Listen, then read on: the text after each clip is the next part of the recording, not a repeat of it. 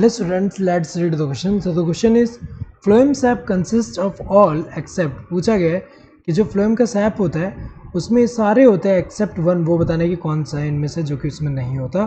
तो अगर देखा जाए phloem sap की अगर हम बात करें, phloem sap जो होगा उसमें क्या क्या होता है, इसके अंदर वाटर होगा, वाटर, हॉर्मोन्स,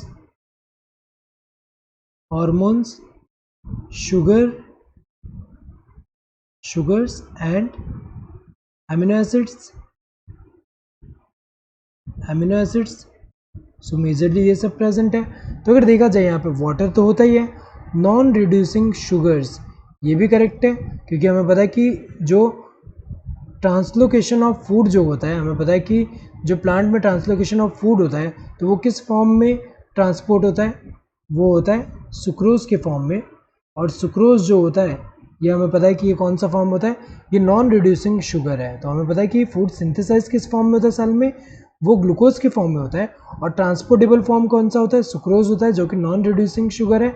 एंड जब स्टोरेज होना होता है तो ये स्टार्च जो होता है, स्टार्च के फॉर्म में जो है वो स्टोर होता है। तो अगर देखा जाए यहाँ पे थर्ड क्या दिया है, स्टार्च एंड सेलुलोज, ये तो गलत है क्योंकि स्टार्च एंड सेलुलोज जो होते हैं ये फ्लोएम सैप में नहीं होते।